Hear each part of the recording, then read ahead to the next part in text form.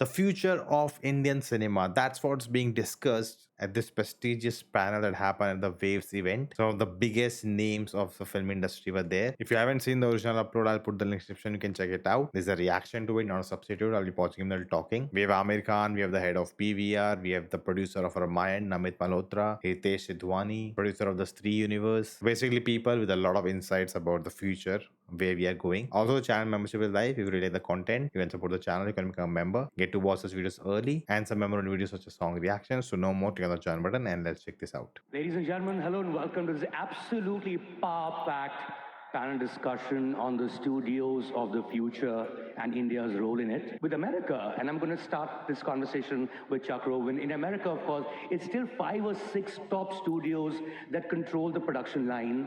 You've been a producer, one of America's greatest producers over the last 40 years, Chuck. How do you think the American studio system has changed in all these years that you've been a filmmaker? Well, when I was fortunate enough to start making films, it was the early 80s. Well, I guess it was the early 80s when I actually got my first film made. I pretended to be a producer in the 70s.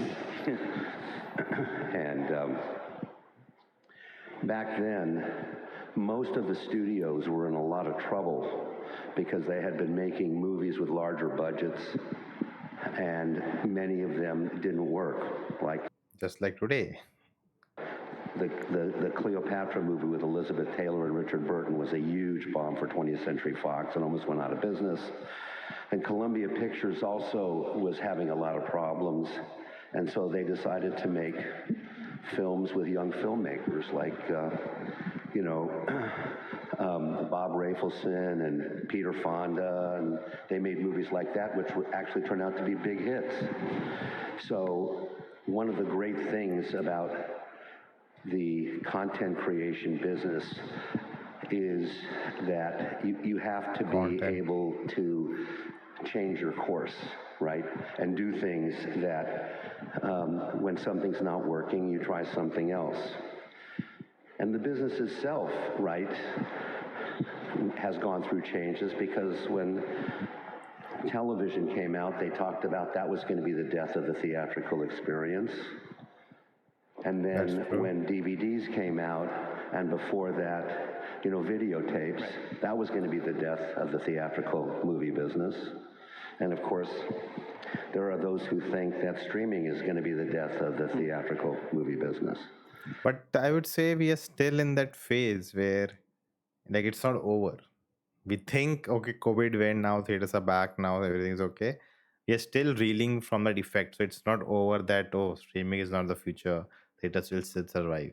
I think after 10 years, we can really call it, oh, theater survived or not. We'll find out. But as these last few weeks have shown, movie business can be very healthy if we make movies that people want to go see, right, as a group experience. Right. And I think what's really great as the world evolves with all kinds of creations, that we as filmmakers and producers and content creators have to also change with the times and do things that are going to enhance people's desire to not only stay at home and at the comfort of their own couch, but also realize that the group experience in a movie theater you can't duplicate. Right. So, Chuck, one of the reasons why I asked you this question also, and it's very relevant to India and India's entertainment scene and the topic at hand, is, when you look at your box office receipts over the years, it'll probably be above $10 billion, right? What percentage of that came from American viewers and what percentage came from outside America? And has that ratio, what's been the ratio like over the years where America became actually global cinema? Well, there's no question that when I started making films, the international box office was much less than the domestic box office, and I'll call the domestic box office the US and Canada, right? Because if you're releasing a movie in the US, you better be releasing it also in Canada. Back in the 80s, and I I'm not saying this with any real knowledge, but the feeling was certainly over 50%, maybe even as high as 60% of the box office at that point in time was US or US and Canada. And I would say that's inverted now, right? But I think there was a recent film which did better abroad than in America. Which was that? Captain America? there are movies that come out and, you find that 50% or more is still domestic. The first Wonder Woman, for example, even though it did over $800 million in worldwide box office, the box office was more 50-50 than 60 or 65-35. Right. But as a general rule, it's now somewhere between It's an 60 inverted, it's an inverted situation. And one of the things that people always said why American cinema, or Hollywood as it were, manages those economies of scale is because they make movies for the world. Whereas Indian cinema, for however big it gets, it's still Indian audiences mostly and Indian diaspora across the world. Has that changed a little bit in terms of numbers? I'm coming to you, Dinesh, in the sense that when you look at numbers pre-pandemic and post-pandemic, I'll take your example of your own films. This is very geeky for me. I don't know how many of you really care about these things, but how the things have changed over time. The percentages and how like the data. I love the data. How things are going on. I think it's not to use data to do what next to do next, but to understand the data and understand where you lie to and take a better informed decisions. Three would do, and you would know the numbers best, obviously, but it would be, say, about 180 to 200 crore. But when you make a Stree 2, it crosses 800 crore. It's the same film in a sense, the same franchise, but it's Amir Khan four is times shocked. post-pandemic. Likewise with Chava, if I'm not mistaken, that was also hitting about 800 crore plus, something that we hadn't seen before. It wasn't common. Does that allow you as a producer an economy of scale where you can actually up your budget? Of course, there's risk, but there's risk in everything. So I think I'll divide. I'd like to hear from him because he doesn't do any interviews, so we don't know, what his process of thinking and how to do things. Your question into two parts.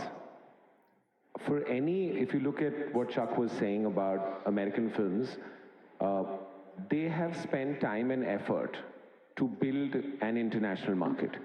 It requires focusing on it. I'm talking about beyond Indians, and it requires money. So we'll need to do that. We don't have that organized. Like everyone says, content is king, but a very wise man told me distribution is God. So I don't think our films reach there. Okay. For which we'll have to work on it. Yeah. The second part is the content of it. Yes. I think we're in a very interesting space. I think any example that you take of content from a region breaking out in the world first explodes in that region. I think post-pandemic, we're finally getting our act together. We are understanding that stories need to be made for the common man. You take the example of Stree and Chava. I don't think cities come to the theater on Friday, Saturday, Sunday. I'm talking about main cities. Really? I think they wait till, all of us here wait to know for sure it's good because it's expensive. It requires time. Yep. And we come later. So people in small He understands all that. That's why I think he's doing well. towns are coming in, and in the last 10 years, we are not aspirational to the West. We want stories about ourselves. And we are the only country that has such a rich culture. But we as filmmakers somewhere stop looking. I think Stree and Chava are examples of stories in our own culture, as local as it gets, and they've exploded. The second step, when films do that kind of business in your own market, is you have the capital to expand. So we are attempting to make, Mahavatar, which is probably the largest Excited. film we've ever made, and we want to make it, there is the technology available to make a world-class film. Right. And because the films have worked, you are willing to take that risk. Right. But then again, we'll have to work on the distribution. Absolutely. I think another thing that can help us go international is if collaboration. So just to Okay. throw it out there, if in the pre-climax of Stree, for 5 minutes you had Spider-Man, you're going to explode. But is that Okay. possible? But No. every big brand is collaborating. Everybody wants India. So Show me if the there is a person swap talking. like that, we can go international and they get our indigenous market. So I think it's right there. Hopefully in the next That's very interesting collaboration. Like that cannot happen. Spider-Man cannot show up. But yeah, that I think that's what Citadel tried. Like Citadel, Priyanka Chopra, everyone, and for US, and then they have Citadel India, Citadel this, Citadel that. That I think that's not gonna work out because it was a big flop for the Amazon. So, but yeah, something like big collaboration can do something. 2 years, we're going to really push it to, change that ratio because our ratios, except a few examples, are 80-20. So to Yeah. go there, we'll need to push quality and we'll need to make our content go global through distribution. Right, right. Would the same thing apply, Namit, to technology? Because one of the things that people have always said over the years is that the American tentpole looks the way it does is because it has that kind of, global power to sort of power through that kind of investment in technology. Our VFX is not the same level as them because our number of audiences is not the same. Would it apply the same? I know you tried that with Brahmastra as well. You put in the best that you can in terms of the way it looked, VFX wise. But is that something that would be Content needed more work. easier to do when those numbers are much bigger, even if it's domestic market first? I think technology is ultimately a tool in the hands of the filmmaker. And Well said. it comes back to, as Chuck and Dino are saying, about the vision. What is the film that you want to make? What's the story you want to tell?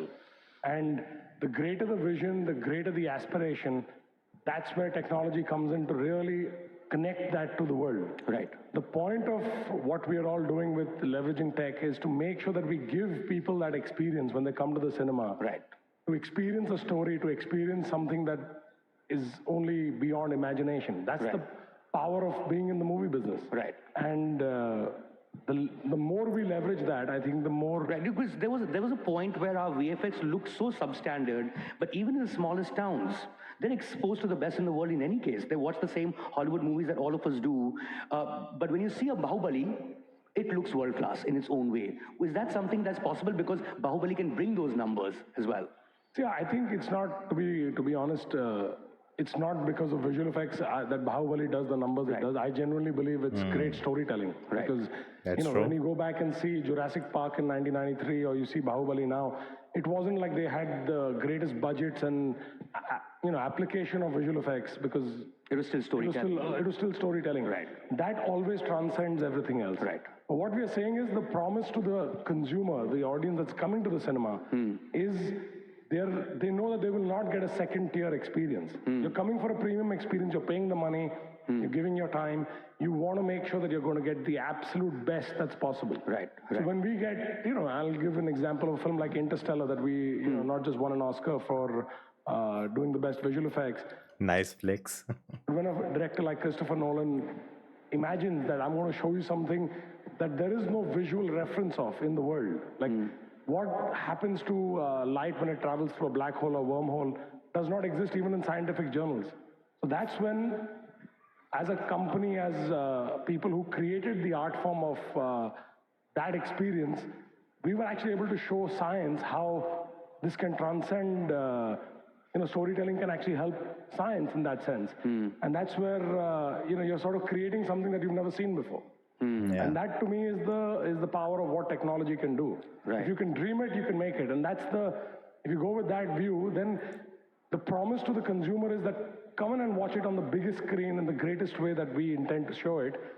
And then they're coming in hordes and coming back again right. for more. Because that's a part that I think we're losing in our industry, that we've not been servicing that part of the aspiration of why we go to the movies. And that sort of is where technology can, be really helpful in bringing those Like stories not to life. technology for technology's sake is what you're saying. No, because ultimately nobody wants a tech demonstration. Right, right. Nobody's interested in coming to a 100-foot screen to see how cool tech is. Right. I don't think that's what consumers care about. Right, True right. that. We'll come back to the studios now. Sorry, I just want to make one Yes, more point. please. So while we talk about that, but there's also tech that's involved in, let's say now, bringing, digital actors to life. There's, being able to, AI is really leading the way in how you can bring, actors of yesteryears, people who've gone away, actors of today. Like we can today make Aamir be 25 forever. His. Aamir is 25 forever. I am 25 forever. What are you talking about? I thought you just celebrated your birthday a few weeks ago.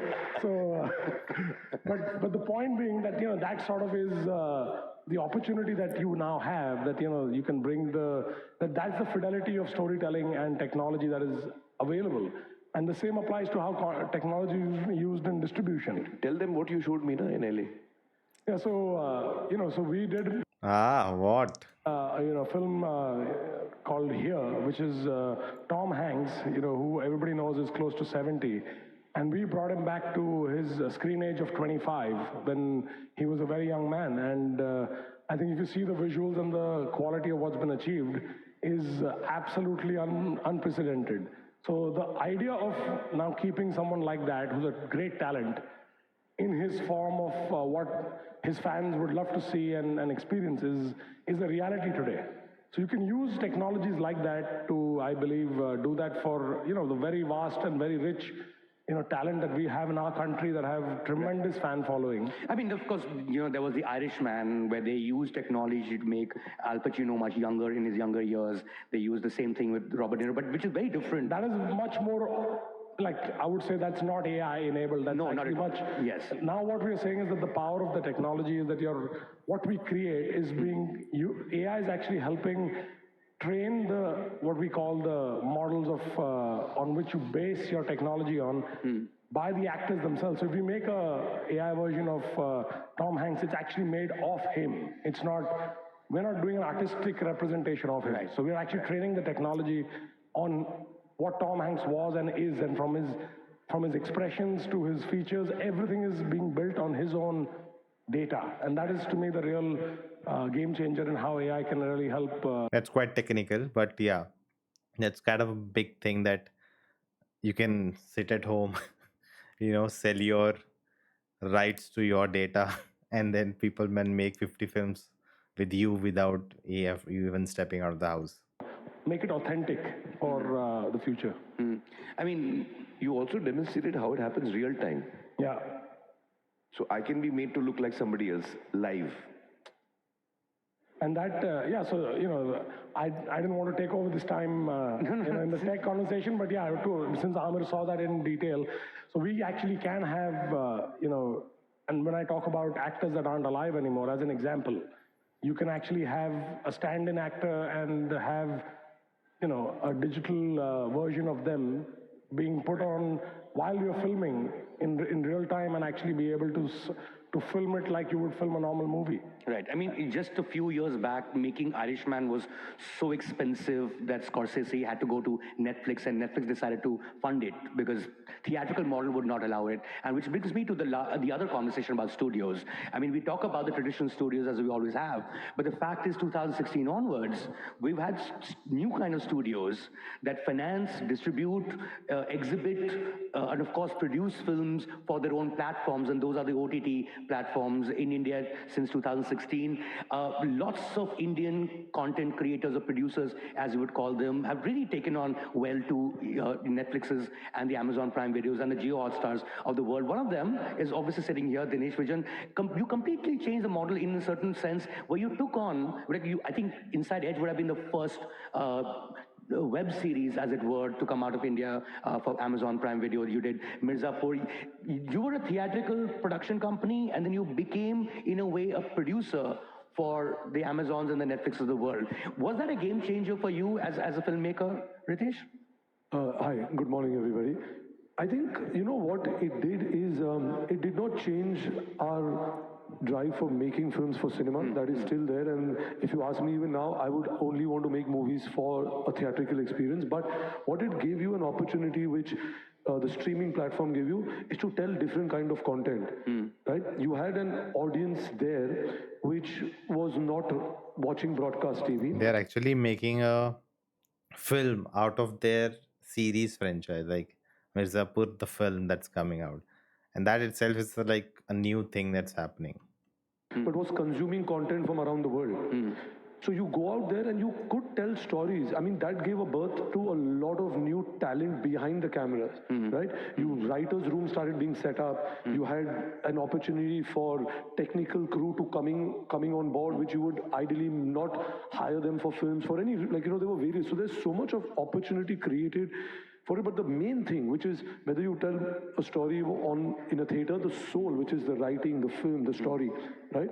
I think that it gave you an opportunity of telling different kind of stories. You could have characters which didn't need to end in 90 minutes or 2 hours or 2.5 hours. Right. So the entire format is very different where series are concerned. Also, what I think is that there is some benefit. What they did is suddenly And them showing these crowd shots is not helping. what Dinesh was talking earlier about distribution model. Now, today, people have discovered Indian content. Whether, like Aamir says, sometimes it's by accident or whatever, at least they're aware. So today, if an Indian film goes outside the diaspora, they're aware of it. The Western audience is aware because your content is available now in 200 countries. Right. While they're flipping, they'll discover it. Right. Yeah, so I'm saying they're at least aware of, okay, there is. So even if you go out and try, I think today if you go and distribute a film which is for theatrical viewing and it's outside your diaspora, there is an opportunity for you. Right. You know? Right. So I to think go global, or to go global, also I think RRR would be a great example of something that came on Netflix in the US. People saw it and then they wanted a theatrical release, and so then it went to theaters in the US, and then of course there was the Oscar story that happened. I'm coming to you, Ajay Bijli. You know, there is a saying that the multiplex industry in India is a one-man industry, and that one man is you. You know, you practically own most PVR, I of know. the theaters. I don't agree with screens, and you know, you don't have to agree. I'm just saying it. It's a rhetorical statement. Check. But you know, it is true that in your case and in the case of many other multiplex owners, the theatrical footfall has dropped and progressively dropped post-pandemic. And That'd be interesting to hear. reason given is the OTT, right? Which is not very different from the reason given in the 1980s when VHS came and people stopped going to theaters. But except that those were single screen theaters, we didn't know as much. Your stocks also dropped. You know, so it's a hard one for you. Do you do you think OTT is responsible for what we're going through right now, and do you think it's a phase? I think I'm glad everybody's. First, I need to talk about the advantages of OTT. Yes. And I think Ritesh said something that, it's given artists, creative community a great platform to express themselves. Also, the content that got made, the films that got made, TV shows that got made, they get exposed to the whole world. Right. So I think even in India, when a lot of shootings were not happening during COVID, people were watching regional films. And when they came on the box office, when cinemas did open, suddenly they were doing well all over. So I think we have to also recognize that it's done a great thing for movie makers and creative community and the consumers, because even the threshold of storytelling has become very cutting edge now. And it's put filmmakers also on their toes that this is what the audiences want now. Right. You can't have a compromised, unengaging film now. It needs to be engaging because they've seen the best. So I think that's the advantage of OTT. However, I feel that it's not an either-or platform at all. So when people ask me, and I've been asked this question a lot, that is it eating into our business or something? It depends on how we handle it. If we handle the journey of a film properly. The journey of a film is that it needs to be first monetized theatrically. It must be, because that is still the biggest window. Unless the movies are commissioned only for OTT. Right. Okay, so the originals, yeah, that's different. if they are, that's one journey that should get completed fully. It must get saturated. After a period of time, pivot should happen, which is pay-per-view. And again, because these amazing filmmakers have spent a lot of money making these movies, and they should be monetized on the second journey. And what happens when you release the movie theatrically, the quantitative and the qualitative benchmark of the film gets set. Word of mouth, people get to know, wow, that's a great film. Right. Quantitatively, you get to know the box office collections and the monetizing potential of the film.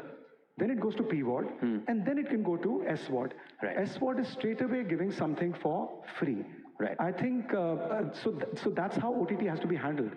Nothing is wrong with OTT, but it must, in the pecking order, let the film Just recently made a video about the 4-week window thing that happens with South films and how it's not helping anyone. Definitely check it out on the main channel. follow that journey, and then OTT should come. What's happened here is that straight away after theatrical, it is going in 8 weeks. It's available for free, literally for free. So people, post-COVID habits have changed. So suddenly they get to know, okay, I'll wait. And also there was a study recently done but the Global Cinema Federation, people still don't think it's 8 weeks. They still think it's 4 weeks. And they say, oh, it's going to come anyway. So before the word of mouth comes, some movies are released on a platform. It's a platform release. It takes time for the word of mouth to carry. And you can't straight away have that movie available for free. So I think if we handle OTT well, there's nothing wrong with it. I think the whole ecosystem is going to prosper. Pre-COVID, the global box office chuck was $42 billion. To get into that, how do you recoup? Where is it now? It's about 32 billion or something. Okay. It still hasn't reached the pre-COVID that's a lot of level. shaving off, right. And that can only happen if we really handle this entire ecosystem of various platforms. It's good for all stakeholders and even human beings. Forget about the economic rationale. Right. It's also very good for us. I mean, we are all, as Aristotle said, social animals. We like to go out. We want shared experiences. Sure. So I think... So I'm gonna come to you, Aamir. And this is a straight and simple question. There are two things we've discussed so far. One is OTT versus theater. Where do you stand on it? Second is, how does one expand the reach and the market and the audience of Indian cinema, in particular, in your case, Hindi cinema, not just India, and what's held it back over the years? Ladies and gentlemen, Aamir Khan, the floor is yours. Well, I have always believed that in India, we have very few theaters for the size of the country and for the number of people living in India. We have very few theaters. So just to give an example, and my data is... I think we checked out that video where they talked about this later. But yeah, the point that even with the theaters we have, they are not, at 100% capacity. So if they are not 100% capacity, how would you make more theaters? Like, there's no justification. Really wrong, so you connect me. But in India, we have around 10,000 screens. 9,200, so roughly 10,000. In the US, which is 1/3 our population, or maybe 1/4 our population, they have 40,000 screens. So they're way ahead of us, though they have less population. China has 90,000 or 100,000? 90,000. 90,000 screens in China compared to our 10,000. Now, even in this 10,000, half of them are in the south and half are for the rest of the country. So for a Hindi film, typically you have a maximum of 5,000 screens. Our biggest hits over the years, no matter which film it is, has had a theatrical footfall of 3 crore people or 3.5 crore people. That's crazy. 150 crore population and only 3 crores. And out of that 3 crore, a lot of multiple people coming back again to watch the film. So it's not even 3 crores. So that's what? Take 5 crore. Is for easy calculation. That's 1/3, 0.3%. Wait. No, 3% maybe. Do the maths. Basically, that's too small. Am I saying the right thing? That's what percentage of our population? 1, 2, 2%? So 2% of our population in a country which is recognized as a film-loving country, only 2% of the population watches our biggest hit in theaters. Nothing to clap about. Where is the remaining 98% watching the film? So my belief has always been that we need to have a lot more theaters in India and theaters of different kinds. And there are so many districts, there are tracts of areas in India, vast areas, which don't have a single theater for people to watch films. So I'm in office jata hu. Huh? I better go to office now. Yeah. You get to work. No, you can open those theaters. I mean, who's stopping you? Yeah, that's what he's saying. So I feel that one of the biggest issues that we have faced over the decades is we just don't have enough screens. And according to me, that is what we should be investing in. According to me, India has a huge potential, massive potential. But that potential will only be realized when you have those point of sales across the country. If you don't, then I just can't watch the film. I can hear about it. For example, if I'm living in the Konkan area, there's no theater there. I can hear about the film. I can see the chatter online, but I can't watch it. There's no way I can watch it unless I go piracy. So in a legal manner, it is not possible for me to watch the film. That's a very unfortunate situation. So the first thing we need to do is we must have more screens. We have a lot more potential for screens in India. Right. And the second question I asked you, where do you stand in the OTT versus theater debate? Well, I just feel that I think he's talked about this before also. you see, earlier films would come in theaters, and then it would. I remember many years back, it would be a year later. It would be on satellite. Then it became 8 months later on satellite. Then it became 6 months later on satellite. So Now what it's happens is I have 2 a months. choice as an audience that okay, I can watch the film in the theater as it releases, or I can wait 6 months and watch it on satellite.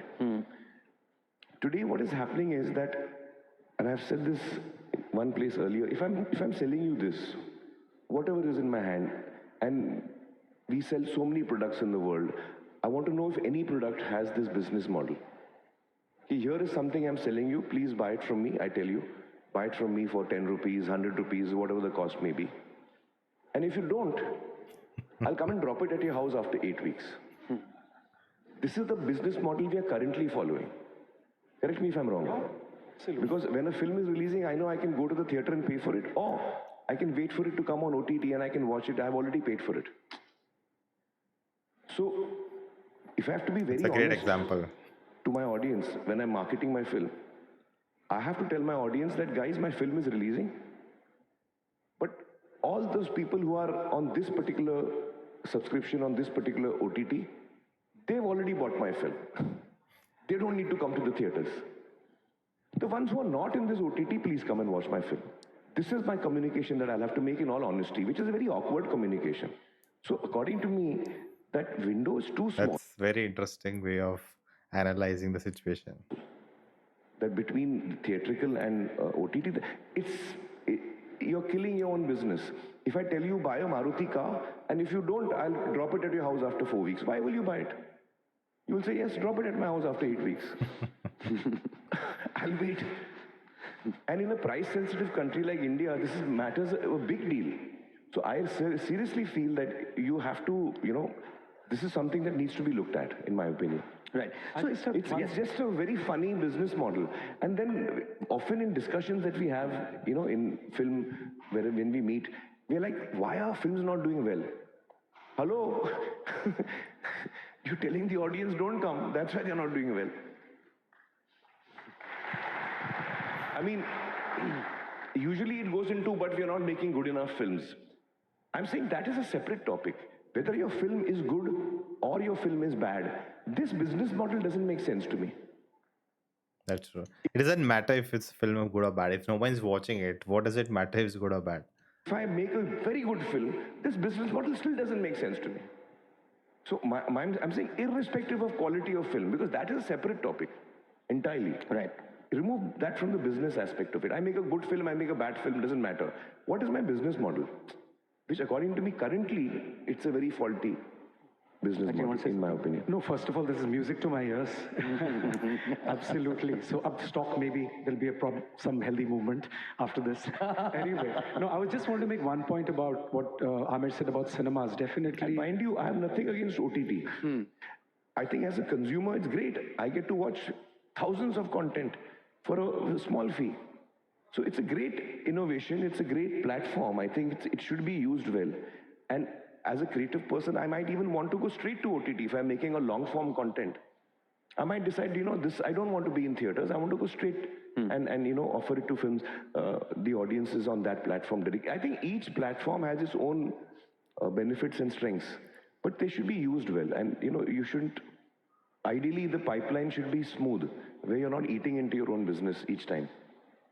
No, the only point I was saying was that about cinemas, the number of theaters, definitely there's a dearth of cinemas. But I just feel the gap is not that large. Because when you talk about China, we did a bit of a study. So 10,000 locations are there. And India's got about 8,000 locations. So if we just go by location, so the location gap is not much. Secondly, I agree that regional spread more is towards south. But at the same time, these 5,000 screens have got 1,000 seats each. Whereas the 1,000 screens of a screen of China's 250 seats. So the capacities, so India's got about 40 lakh seats already installed. Shows we play is about 4.5 shows. So you can say about 1,80,000 shows. That's the seating capacity available Why is this cameraman doing this? on a daily basis. And last year, if I give you data, while we need to build cinemas, I agree with everyone, and I think we need to, but we need to make them very carefully in the pockets where, the cinemas are not available. Last year, 2024, at 134 rupees ATP, all India, because 12,000 crores is our box office, cinemas run at 16% occupancy. That's really bad. Only 88 crore people went to watch movies as opposed to 1.2 billion. The population of this country was obviously you have frequency of people going out. So we've had a big fall post-COVID of number of people who are going. So at 16% occupancy, how will the business make how money? do you एक यहाँ पे लोग बात कर रहे हैं कि cinemas बंद हो रही हैं, लोग आ नहीं रहे हैं, सारे सिंगल सिनेमास बंद हो गए, आप बोल रहे हैं और बनाओ. नहीं, मैं कह रहा हूँ feast and famine नहीं होना चाहिए. I usually say very strange things. But also, I think what Ajay is saying is that, maybe in certain, because we've been obviously studying this, and there are pin codes, right, where we have data, Correct. right, where there is a demand for going to, like, see, what form of indoor entertainment, air conditioned, looking at weather, looking at options and choices we have, and in these, like looking at the smaller towns, what kind of options do they have? They don't have too many options. Now, if you build a cinema there, the footfalls there will increase. I think when we talk about China's example of an average, I think now they're at about 25 to 30 screens for 1 million people. We are still at 5 screens to 1 million people. But they opened up screens where there was a demand. Maybe we have 1,000-seater screens, but the demand there in the city is lesser. So I think, Like, for example, in Punjab, if I'm not mistaken, most of the theaters are in Gurgaon and in Chandigarh, but not in the rest of Punjab. Am I right? You mean Haryana? Ludhiana, Amritsar वगैरह में. नहीं है, but I'm saying that there are large tracts in India where districts, in that whole district there's not a single theater. So that's where you need to build them, not in the same cities. मतलब दिल्ली में भी और मत बना. But the consistency of content थोड़ा आपको which माफ कर. engages. So I think consistency of content that engages with the consumer is very critical. What we're finding is there's a feast and famine happening after COVID. Either you have movies, like 7 movies did more than 500 crores business. So the demand is still insatiable. Pre-COVID, only 1 movie did 500 crores business, above 500 crores business. So it's just that what's happening is you have feast. Suddenly a big movie comes, hits a jackpot, and suddenly there is a complete famine. So I think if we have consistency and we go back to 32% occupancies that were there pre-COVID, definitely we should have another 15, 20,000 screens in this country. I'm glad we're having this conversation at a time when, for instance, the most explosive statement made by anyone in the entertainment industry was Ted Sarandos from Netflix, who says that theatrical itself is an outmoded business model. Nobody needs to watch movies in the theaters anymore. Firstly, do you think that's even vaguely true? And of course, none of you think that's even vaguely true, but I'll get to you, Chuck. I mean, is that what America is going through? The fact that, even the stocks of AMC have dropped hugely over time. At the same time, you produced Oppenheimer, and man, the whole world went to watch it. In India is that one rare market where Oppenheimer beat Barbie, and we saw 3 AM shows here in this city. All night. There used to be shows all night of Oppenheimer. The last one I saw was 3 AM. Clearly, there is theatrical, but do you think it's dropping though? I've been listening to you guys talk, and I've been learning a little bit more about what the content creation business and the theatrical business and other forms of releasing, like streaming, etc., is here in India. And of course, this is probably obvious, but it wasn't quite as obvious to me before I came here and talked to you all. Your business is so just inside India, and my business is so around the world, and so the model is completely different. You have a lot of independence I think clapping. in a certain kind of way, right? All of you make movies or content, and you decide how you're going to get it exhibited, sometimes as you're financing it and sometimes after you financed it, right? I make movies and content, whether they go on streamers or they go on motion picture, on theaters, and it's usually decided before I even start production. Right? Very rarely do I make something where I'm going to go, I'm just going to get it made and then I'm going to decide how I'm going to exhibit it, right? But everything that I do, it starts out with the intention that I want to show it around the world. I don't think that's where you guys come from. No, we don't. No, you're absolutely right.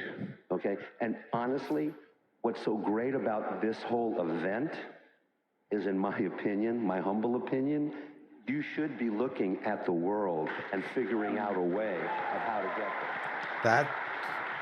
That got applause. Picking up on Chuck's point, It's an interesting point he made, right? Like, we are just thinking so narrow within our space only. We are not unable to, like, see, that's the point, right? It starts from actually, like what Amir said, the quality of movie separate. Actually, no. If you don't have trust with what you're making, then you are running for that 8 week window because you know you have not made a good film, you're not going to make your money back, so you're just trying to do everything to get more money. That self interest thing is not going to help. That's too selfish. You're just thinking about yourself and not the industry and everything around you. You're just trying to just make your money back, and there are so many players like that in the industry that they're just thinking about themselves. There are very few who are thinking long term, that they don't have trust in the product they're making. So why would they even go abroad where they know it's not going to even work at home? So that thinking only has to change first. Aamir, and also Dinesh, with Hindi medium. Aamir, when you made Dangal, for instance, and when we look at the wider world, we seem to only think of the West. But here was a film that you made in Hindi for an Indian audience, but it did greater business in China. And likewise with Hindi medium, if I'm not mistaken, Dinesh, you made Hindi medium here for an Indian audience, and the box office receipt of that film was 4 times in China that was here. And then you made Secret Superstar thereafter, which I'm again, if I'm not mistaken, the box office receipts were higher in China than it came from India. Is that something that you saw as going ahead as a model to follow? Is not just India, but also China? No, no. I haven't followed that because for me, making a film, the decision to make a film has very rarely connected to its distribution. It's the material that excites me. And then I want to make that. And so I don't think कि यार ये China में चलेगी or this has potential in China, because with great difficulty I understand what's working in India. So what's working in China I really don't have an idea. But I think Chuck is so right. His observation that we as Indians, we make films for our own audience, and we don't even think of an international audience. Now, one of the reasons is that we have a large and healthy audience of our own, and in different languages for that matter, because India doesn't only make Hindi films, they make multiple languages, and each language has a very strong and vibrant audience. So I think for us, often as filmmakers over the decades, I feel my common sense tells me that because filmmakers were making films for their own audience, they didn't think of an audience outside of India. Also, when you're making a film for the world, then your manner of communication might have to change a little bit. The manner in which you communicate, not the story itself, because I feel the more local you are in your selection of content, the more global you are quite naturally. Because as an audience, when I'm watching a film from a different country, anything. I get quite mesmerized by discovering how people live there, what is their culture. It's exciting for me. So I think that the more honest you are with where you come from, you actually do end up traveling a lot more. But what happens is that we have not spent time, I think as Indian producers and filmmakers, we have not spent time in trying to create a distribution channel. If we invest our time and effort in trying to create a distribution channel for our films in different countries and different parts of the world, then I think that will start happening. because we haven't bothered only. Really, we haven't bothered. And So when I went to China to figure out why Hindi medium is done that much, even I was as shocked. So and just to tell you, the film is subtitled; it's not dubbed. So you had four times the collection of India and China, and when I went there, everyone kept telling me dongle, dongle. So I was wondering what they wanted a dongle. They call your film dongle, dongle, and it's the most popular film and they kept going on. And so I understood why it did well. So China has a population issue, so they have a problem getting their kid into school. And Hindi medium addressed a point कि if your English is not good, अगर आपकी भाषा साफ नहीं है तो बंदा बेकार हो जाता है. That's the same problem Chinese face. So I feel that there are enough themes, and because the whole world is going from developing to developed, if we find those stories and we build that distribution, our stories can travel. I'm very hopeful about that. no, for sure. I think, I mean, the stories that we have to tell. Now, for example, Lapata Ladies, it's a very loved film. Almost anyone who sees it all over the world loves it. But how do you get it to those people across the world? It's a small film. If you want to release it in the US in a strong manner, then you'll have to have that kind of distribution, that kind of P&A that you want to put behind it. How do you raise that for a small film? So what happens is that if we spend dedicated time and effort in creating that pipeline outside of India, then a lot of films can use that pipeline. Amir, do you think what Chuck was saying, that because we sell our digital rights in 8 weeks, and the kind of contracts we sign actually come in the way of theatrical releases, so somewhere a certain amount of structure of how we are releasing needs to come into the That's business true. for us to actually go international. No, That's the same point I was trying to make. Like, you need to the whole thing is that just I make my money. That's it. No one is thinking of, like an Oppenheimer. I think it took 8 months, 9 months to come on like OTT. Like that too, a paid version first. Then it came for free on whatever platform it was. Like, when are we like eight? No one is thinking like that. actually, we have to travel. See, if I need to know what's running in Italy or what the distribution system is there and how audiences react there, I mean, we have to spend some time there to understand what's happening. Otherwise, how will how will you create? Namit, you're trying to release Ramayan all across the world. How are you going to counter it? I think it's very pertinent He's what taken over everybody's saying. the. I think from our standpoint, we are making a story that I believe is meant from India for the world. So, to what you said, Amir, it is about being authentic, about our culture and about our characters and our stories. But we are garnishing it with the right mix of talent, technology, and We saw the this way we before. want to go about it is to really make it feel local to people in the world.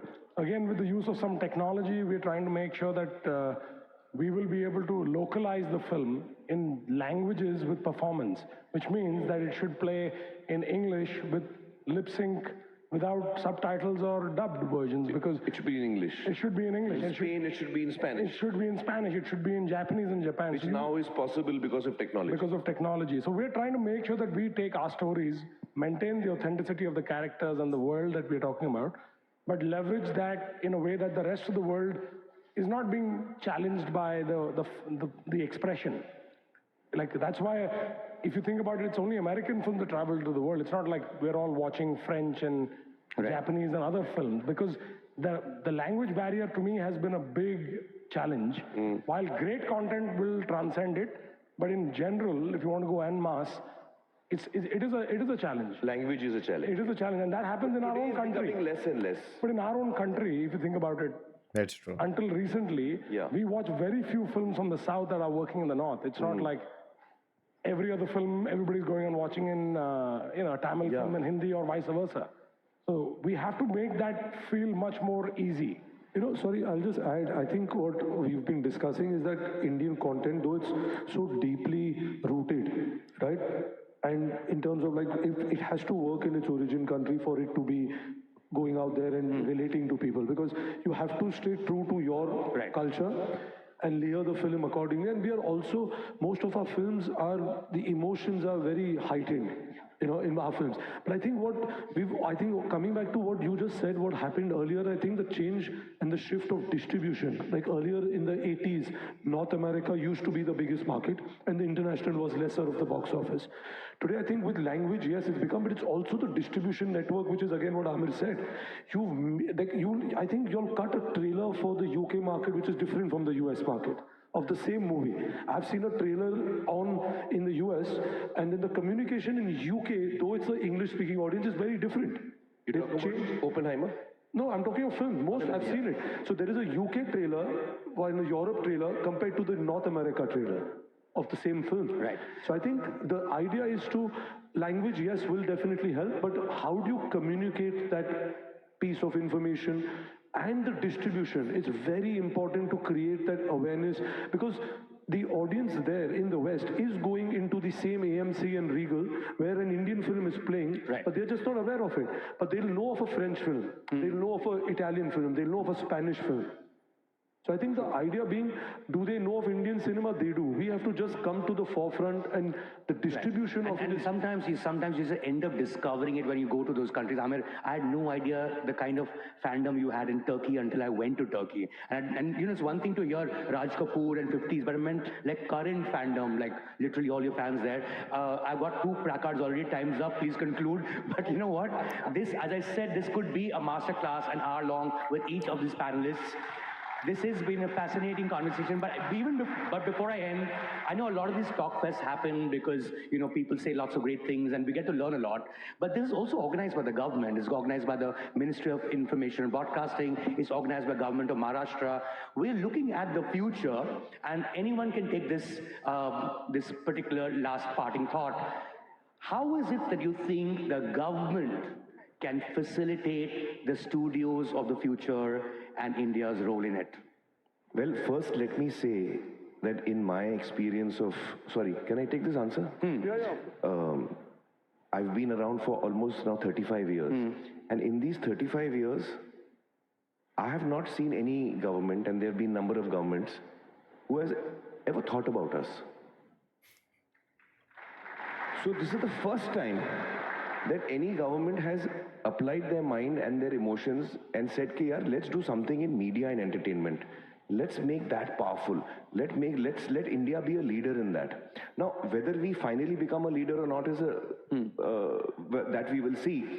But the fact that the present government has thought about it and has actually made the effort to announce it and organize it is, I think it's a huge initiative. And it's a huge opportunity.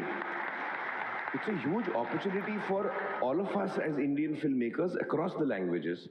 That for the first time, the government is showing interest in us. This is the time. What we discuss today in Waves, a lot of all these discussions will actually finally translate into policies. So this is a dialogue that has just started. I feel this is the first time that this dialogue has started between the film fraternity or the entertainment fraternity. It's not just films. Between the creative fraternity and the government. This is the first time that dialogue has started, I feel. So I think it's a very welcome, start. And this can, with the correct kind of dialogue that we have with the government, we can actually come out with certain policies that have a very deep and far-ranging impact on the business in the creative fields, in the different creative fields. As you rightly said, nobody knows the future, but this is the present. And if this is the present, I have to say the future of entertainment is extremely safe and extremely sound. Thank you, ladies and gentlemen. It was a fascinating session. Thank you.